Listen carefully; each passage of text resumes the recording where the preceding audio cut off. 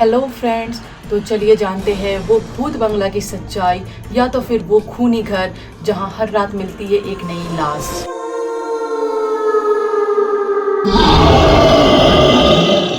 क्या आपने कभी ऐसे घर के बारे में सुना है जहां हर रात मिलती है एक नई लाश? अगर नहीं तो आज आप वो सुनने वाले हैं।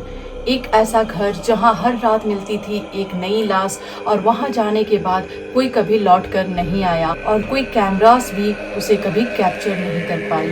ये कहानी है रिया की, एक यंग जर्नलिस्ट जो अर्बन लेजेंड्स पर रिसर्च करती थी।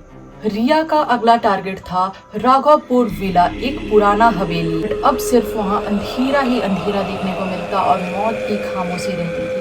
लोग कहते हैं रात के 2 बजे वहाँ कोई आता है, कोई ऐसा जो मौत का दस्तक लेकर आया हो। ये सब सुनने के बाद रिया ने ये डिसाइड कर लिया कि वो उसी हवेली में 3 रात बिताएगी और अपने कैमरे से सब कुछ को कैप्चर करेगी। तो शुरुआत होती है रिया की पहली रात की। 2 बजे तक तो सब कुछ ठीक चलता है। रात का 2 जैसे ही बजता है, रिया के कैमरे में एक शैडो कैप्चर होता है जिसका सर कटा होता है और वो उस हवेली का सबसे पुराना कमरा में जाता है। रिया फटाफट उसका पीछा करती है। पीछा करते जैसे ही कमरे में जाती है, कमरा में कोई भी नहीं था। वहाँ पर रिया को सिर्फ एक डायरी मिल जाती है। डायरी का पहला पन्ना में सिर्फ एक चीज लिखा था कि जो अंदर गया वो बाहर नहीं आता। जब रिया डायरी पढ़ना स्टार्ट करती है तो उस डायरी में लिखा था, हवेली का एक मालिक ने अमावस्या की रात को 13 लोगों का बलि दिया ताकि वो हमेशा अमर रह सके और उनका खून अब भी हवेली के दीवार में समाया हुआ है।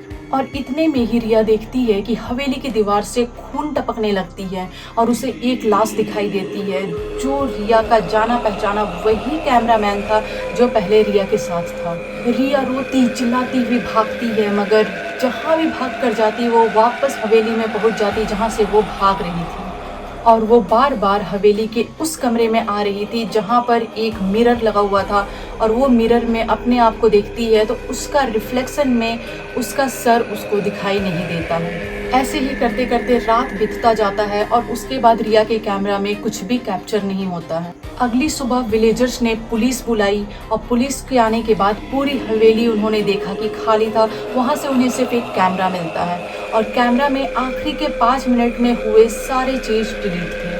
आज भी लोग उस हवेली के सामने जाते हैं तो लोगों का ऐसा कहना है कि उस हवेली के पास से एक औरत की चीख आती है कि मुझे यहाँ से निकालो, मुझे जिंदा जलाया जा रहा है। अगर आपको ऐसा लगता है कि आप इसको फेस करने के लिए रेडी है तो आप एक बार राघवपुर विला जाकर देखो। तो ये थी एक सच्ची स्टोरी राघवपुर विला की। अगर आपके पास भी कुछ ऐसे स्टोरी है तो मेरे मेल आईडी पर जरूर भेजिएगा।